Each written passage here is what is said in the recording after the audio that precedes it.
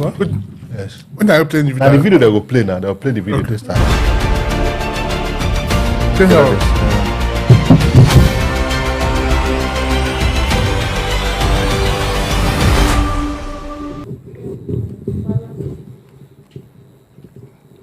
One of the foremost politicians in Nigerian history. Tinubu and his people created democracy. a militia. Who said those words, Daniel? Tinubu has helped in Tinubu and his people created a militia, Daniel. Who said those words? Tinubu brought in leadership I'll ask a third skills time. into governance. Tinubu and his people created a militia. Who said those words? Tinubu and his people never created the militias. That's So it. why did you say they did on January 22nd, 2023? I never said that. The candidate of All Progressives Congress, Asiwaju Bola Ahmed Tinubu, and his people created a militia. This is the first time in the history of Nigeria we're seeing a political party creating a militant arm leading to election. Does he have a militia that tried to kill you? He doesn't have. I never said he tried to kill me. I myself have received threats from him and his camp. Your words. I never said that. There is also this threat to life, and I can tell you that because I myself have received threats from Asiwaju and his camp. You said it was so corrupt, the 2023 election, Tinubu's win. You said that you couldn't eat food for 3 days. I never said that. Where? And legitimate complaints were raised all over Nigeria. That part is what threw me off balance. In fact, I became so sick. For the past 3 days, I found it very hard eating food. Tinubu is not just super rich. All right, we call it the Daniel Bwala and the Naked Truth. What an interesting headline. I mean, what a show of the real naked truth that we saw. Video making the rounds. Daniel Bwala said things that he said he never said. And to his face, it was put forward that he said those things and he couldn't deny it anymore. Philip, Daniel Bwala. Daniel Bwala.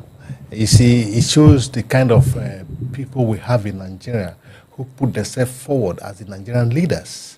You know, it shows the kind of people we have in government and the kind of government they are running. You know, the interview of Daniel Bwala at the Al Jazeera clearly shows that those we have in Nigerian government, we can't trust them. They lack transparency, they lack character, they lack truth, they lack integrity. Bwala clearly displayed that before the world. Bwala went to London to defend the government, but he ended up embarrassing the government and disgracing the government because from the interview, the interviewer made it very clear and obvious that Bwala is a man you cannot trust. He's the man who thinks of his own stomach alone, who takes of himself alone. What he said doesn't matter to him. A man of honor his word should be his bound. But in case of Bwala, words are said because they needed to be said at that time. So if you are criticizing a particular government, as soon as you call into the government, those words never existed. But thank God for record that were kept. Videos don't lie.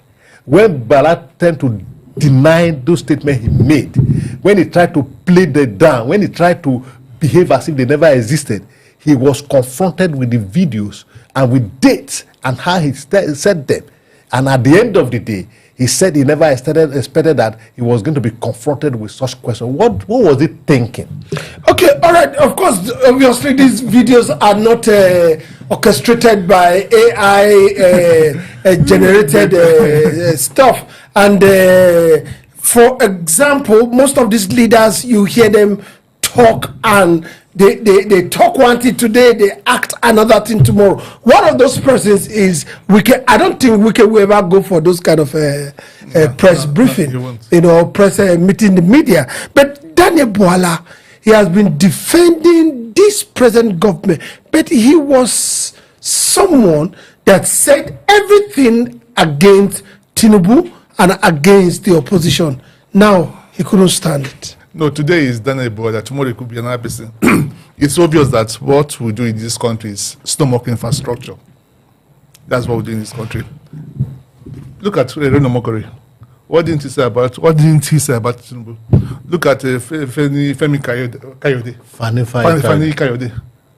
The list goes on and on and on and on.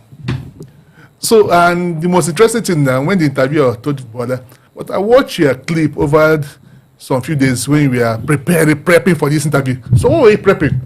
Where you are devouring everything you say that is documented. When you are denying every quote you've made. What were you preparing? Is it because now you're under this government and this government had come sent? It's a shame that that Nigeria was embarrassed. For me, it's not Bwala, it's Nigeria. Because this is spokesperson of our president going out there to churn out lies, inconsistency about his government. He is a representation of Nigeria.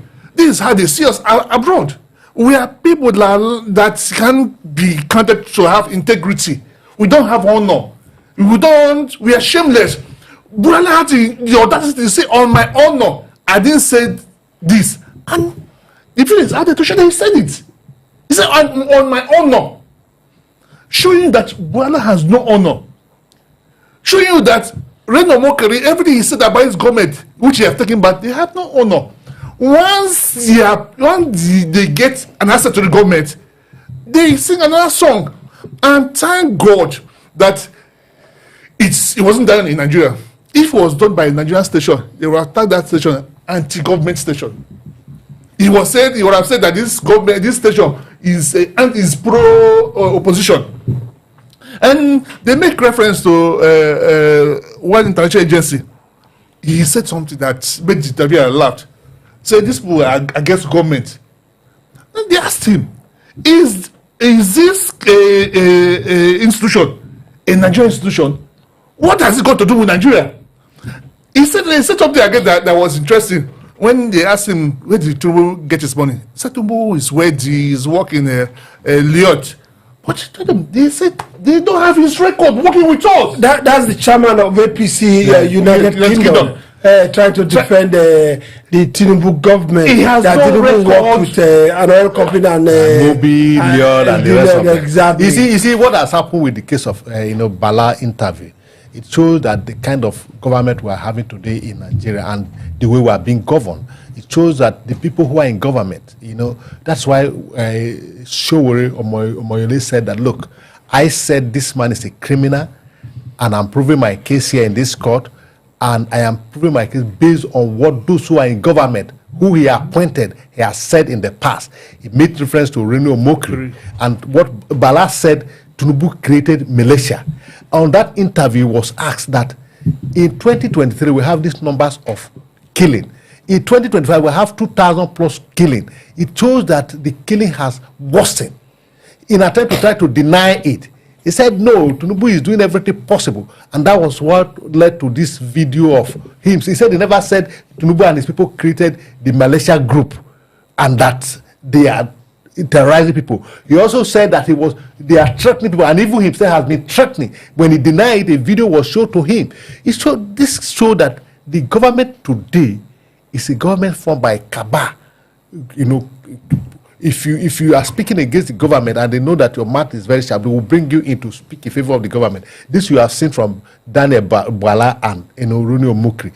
And it's a very pathetic situation that we in Nigeria we could not stand up against the bad governance we have. It takes an interviewer in abroad to bring out the naked truth of what is going on in government today. Because the same Bwala accused Tinubu of buying the votes because he loaded his boulevard and his home. He was denying it. He tried to be a smart. Bwala is a very smart and intelligent lawyer. He said, look, yes, I said there's a boulevard in the house, but I never said there was money inside. But it was confronted when he said there was money and he was buying, vote buying. They know that they didn't come into office by the vote of the people, because Bwala says so, and Bwala is the government. He says, I'm quoting him, that they were vote buying, and this video was shown to him in Al Jazeera, and that their government is illegitimate government. So therefore, they are doing everything possible to defend what they have. And that's why they are siphoning the little that is left. It's only in this country that we will have a budget in 1 year and to be transmitted to the next year. It's a budget in 1 year. 2024 budget is currently running. Yes. 2025 is currently running. 2026 is currently running. No, they are running, but 2025 budget was not implemented at all. Yeah. It was moved into 2026. No. Let's put this out there. The capital budget Yes. in 2026 was what was moved. 2025. 2025 was Yes. what, But the budget was current, yeah, spending the current, but the capital aspect, and which is a bad thing to say. How can a country run a full cycle budget Without capital paying project? for capital project? That's why contractors out there Are dying every day. struggling with the loans they took from bank.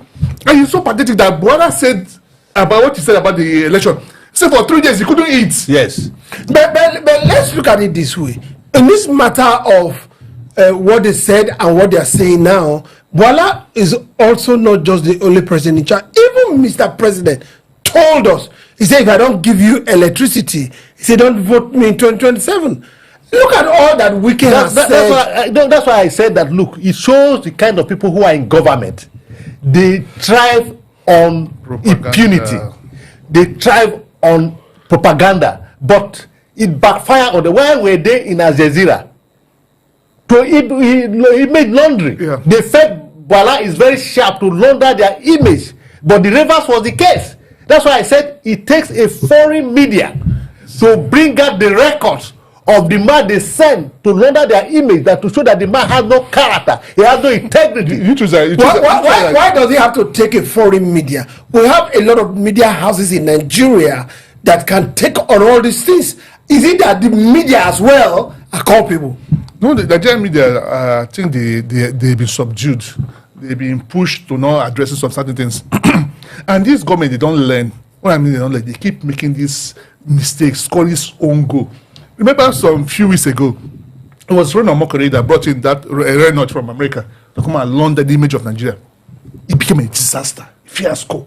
Nigeria was embarrassed at the end of the day. Then Bwala, you should have stayed back in Nigeria. What are you going to do in London to go and launder the image of the country? How did it end? And this same mistake, they will repeat it again tomorrow. They don't learn. They want to create impression with foreign media that things are working. Bwala went and told the world that Tinubu is tackling insecurity, that Tinubu has declared emergency on insecurity.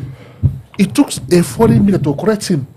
That declaration of emergency on insecurity happened after Turon's tweet. No, he even said that Tinubu is one of the ways he's tackling security. That's why he had entered into collaboration with Turkey and with America. But as we speak, we have a video circulating on the internet of 50 Nigerian soldiers killed by bandits and Boko Haram. No mention of them. But meanwhile, only 6 Americans were killed in Iran. President Donald Trump went and received the body on behalf of the American nation. What makes you think America will not lay their life down to fight for the country? Here we are, 50 human beings, soldiers, who signed an oath to protect and defend the integrity of this country, are killed by terrorists. No mention of them, like nothing has happened. And in Kwara, it takes local vigilante to rescue people who were kidnapped.